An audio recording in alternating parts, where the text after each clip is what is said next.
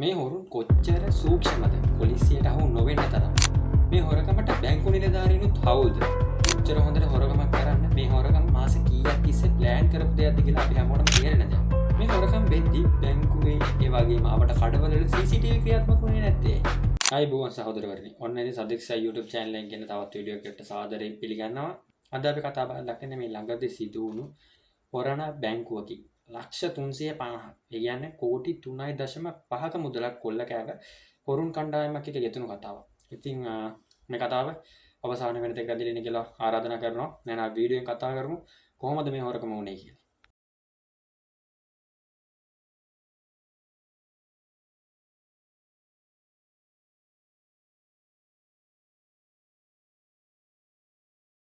වෙලාව 2:55 3ක් අතර. ඉතින් හොරණ බැංකුවේ සේවය ගැන සේවකයෙක් ලක්ෂ 350ක මුදල් රැගෙන පිටුපස්සේ දොරෙන් එළියට එනවා. ඒ එළියට එන්නේ පොකුණු විට සහ මිල්ලෙනිය කියන ATM යන්ත්‍රවලට මුදල් ලබා දීම සඳහා. මේ වෙලාවෙදී පිටිපස්සේ බැංකුව පිටිපස්සේ AC මැෂින් එකක් ළඟ හැංගිලා හිටපු එක් පුද්ගලෙක් එකපාරම ඇවිල්ලා මේ ලක්ෂ 350 බෑග් දෙක අරගෙන දුන්නා. ඊට කලින් මතක් කරන්න ඕනේ මේ බැංකු නිලධාරීන් මිල්ලෙනිය සහ පොකුණු විට කියන ATM යන්ත්‍ර සඳහා මුදල් රැගෙන යන්නේ කළු පාට ප්‍රියස් රථයක. ඉතින් මේ කළු පාට ප්‍රියස් රථය ළඟට ළඟා වෙද්දී තමයි AC එකක් අස්සේ හිටපු හොරා ඉක්මනට සල්ලි බෑගය තරම් මෙතනින් පැනලා යනවා. හරි මිත්‍රවෝ. ඉතින් ඔයා හිතන්නකෝ හොරා මුදල් අරගෙන දිව්වා. මේ දුවද්දි ඒ බැංකු නිලධාරියා ඒ කියන්නේ මුදල් අතතිව සිටින නිලධාරියා ඇයි එහු පස්සේ පැන්නුවේ නැත්තේ? ඒ වගේම තමයි බැංකුවක අනිවාර්යෙන් සිකියුරිටිලා දෙන්නෙක් ඉන්නවා. ඉතින් මේ දෙන්න මොකද කරේ උඩ බලාගෙන හිටියේ? ඇයි ඒ දෙන්න එයාගේ පස්සෙන් පැන්නේ නැත්තේ? මෙතන ලොකු ප්‍රශ්නයක් ඇති වුණානේ. තවත් ටර්නින් පොයින්ට් එකක් තමයි මේ බැංකුවේ එළියේ CCTV නැහැ. ඒ කියන්නේ හොරා ආපු විදිය, සල්ලි හොරකම් කරපු විදිය, හොරකම් කරගෙන පැනපු විදිය කිසිම විදියකට හොයාගන්න බෑ. මොකද මේ බැංකුවේ CCTV ක්‍රියාත්මක වෙලා නැහැ. ඉදිරි තින කඩවල තෙම මොහොතේදී CCTV ක්‍රියාත්මක වෙලා නැහැ. ඉතින් ඔන්න හිතන්නකො මේක මාස කීයක ප්ලෑන් එකක් වගේද? ඔහු පැමිණෙන වෙලාවට CCTV ක්‍රියාත්මක වෙලා නැහැ. බැංකුවේ CCTV නැහැ. නිලධාරීන් ඔහු පසුපස පන්නලත් නැහැ. ඉතින් ඔහු ලේසියෙන් ලක්ෂ 350ක් අරගෙන පැනගත්තා.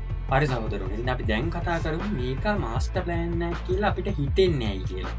ඉතින් හිතලා බලන්න සහෝදරවරුනි හොරා කොහොමද දැනගත්තේ? 2:55 3 වගේ වෙලාවල් වලදී තමයි හරියටම බැංකු නිලධාරීන් ATM මැෂින් වලට සල්ලි දාන්න එළියට එන්නේ කියලා. මෙතන ලොකු ප්‍රශ්නයක් ඇති වෙනානේ. සාමාන්‍ය බැංකු නිලධාරීන් ඇතුලේ කතා වෙන දේවල් එළියට යන්නේ නැහැ. ඉතින් මේ ගැන දන්නේ ඇතුලේ ඉන්න බැංකු නිලධාරීන් විතරයි. ඉතින් කොහොමද මේ එළියේ ඉන්න හොරෙක් දැනගත්තේ හරියටම 2:55ට 3ට විතර බැංකු නිලධාරීන් ATM මැෂින් වලට සල්ලි අරන් යනවා. මෙතන ලොකු ප්‍රශ්නයක් තියෙනවා නේද? මෙතනදී අපි හිතනවා මේ හොරකම ලොකු නෙට්වර්ක් එකක් එක්ක තියෙන දෙයක් කියලා.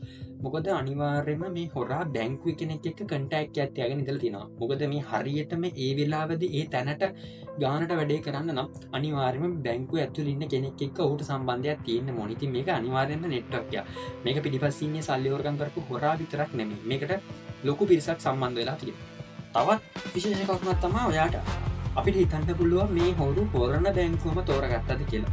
මොකද CCTV නැත්තම් යාලට ඒ වැඩේ කරගන්න ලේසි. මොකද සාමාන්‍යයෙන් ලංකාවේ තියෙන හැම බැංකුවකම වගේ එළිය CCTVs තියෙනවා.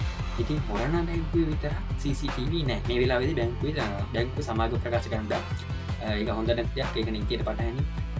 ඒ වගේම දැන් අපි හිතමු කොහොමද CCTV නැති තැනක්ම හොයලා හරියටම වැඩේට ආවේ.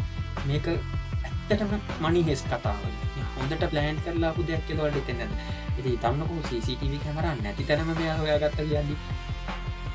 එහෙම නැති තැන ලංකාවටම තියෙන එකයිද? මේ ලොකු ප්‍රශ්නයක් තියෙනවා. මොකද අනිත් හැම බැංකුවකම CCTVs තියෙනවා. හොරණ බැංකුවේ විතර CCTVs නැහැ. අන්න එතනදී තමයි අපිට හොඳම කරුණ එල්ලෙන්නේ.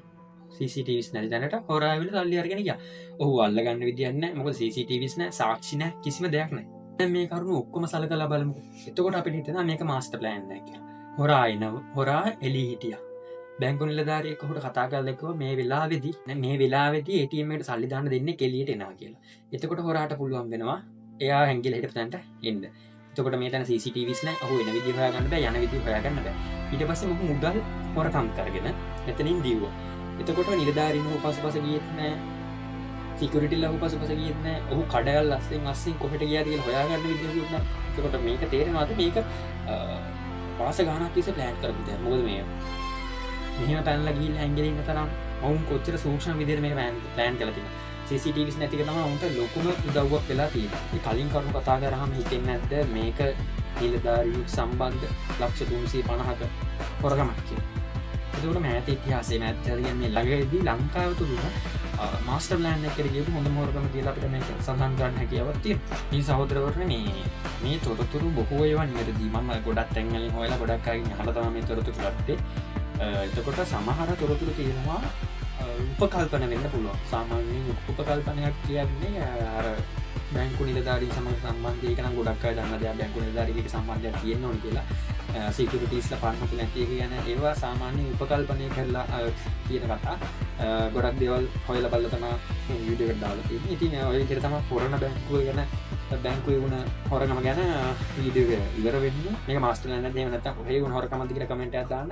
මේ වීඩියෝ එකේ වැරදි තියෙනවා නම් අනිවාර්යෙන් කමෙන්ට් එකක් දාන්න. එහෙනම් ඊළඟ වීඩියෝ එක හමු. See you again.